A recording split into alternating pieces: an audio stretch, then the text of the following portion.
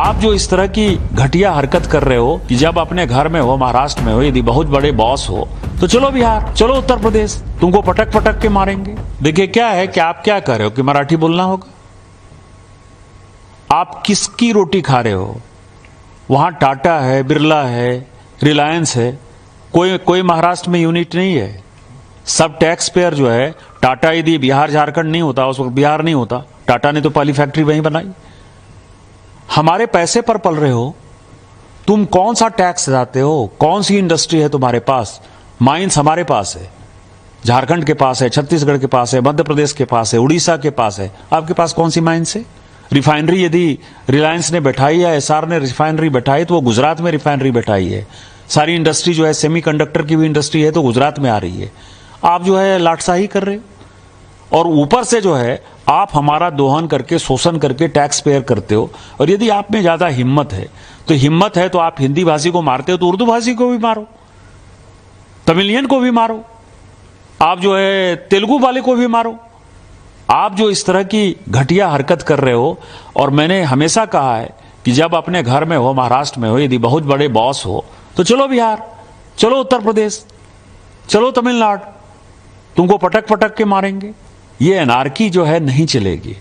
हम मराठी का सम्मान करते हैं, मराठी एक आदरणीय भाषा है और हम छत्रपति साहू जी महाराज, छत्रपति शिवाजी जी महाराज, पेशवा, सबका जो है तात्या टोपे से लेके सभी का हम सम्मान करते हैं। उन सबों ने, तिलक हो चाहे लाजपत राय हो, सभी ने जो है आजादी के आंदोलन में, गोपाल कृष्ण गोखले हो, सबसे बड़ा योगदान दिया है। हम तो सभी मराठी स्वतंत्रता सेनानियों का सम्मान करते हैं। महाराष्ट्र के स्वतंत्रता में, हमारी भारत की स्वतंत्रता में बहुत बड़ा योगदान है। लेकिन आज जो वोट बैंक की पॉलिटिक्स, बीएमसी का चुनाव होने वाला है और ये उद्धव ठाकरे और राज ठाकरे जो कर रहा है, इससे घटिया कोई काम नहीं हो सकता है और हम इसका प्रतिकार करते हैं। और यदि उनमें हिम्मत है, जो मैंने आपको कहा है, यदि उनमें हिम्मत है तो बगल में जो है माहिम इलाके में चले जाएं और माहिम की दरगाह के सामने जो है किसी हिंदी भाषी और उर्दू भाषी को पीट कर दिखा दें तो मैं मानूंगा कि वो सचमुच जो है बाला साहब ठाकरे जी के जो है वारिस हैं और बाला साहब ठाकरे जी के सिद्धांतों पर चल रहे हैं। माननीय प्रधानमंत्री जी का जो ब्रिक्स का दौरा है ना, वो बहुत भारत के लिए जो है सम्मानित दौरा है। सारे राष्ट्राध्यक्षों ने माननीय प्रधानमंत्री जी की बातों को जो है सहर्ष स्वीकार किया है और ब्रिक्स ने पहलगांव की घटना को जिस ढंग से अपने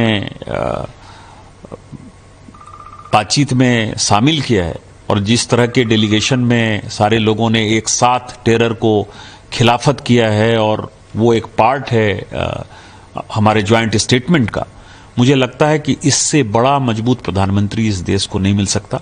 हम माननीय प्रधानमंत्री जी के प्रति शुक्रगुजार हैं और उनका जो नेतृत्व है वो पूरा का पूरा 190 से ऊपर कंट्री उसको मानता है और उनके नेतृत्व में भारत मजबूत है, इसलिए हम मजबूत हैं और पाकिस्तान को जो है मुंह तोड़ किसी भी समय हम जवाब देने की स्थिति में। देखिए, अपने दिल से जानिए पराये दिल का हाल। मैंने जैसे आपको कहा ना कि भारत के लोगों को मारने के लिए, सिखों को मारने के लिए उनको ब्रिटेन की सेना की आवश्यकता होती।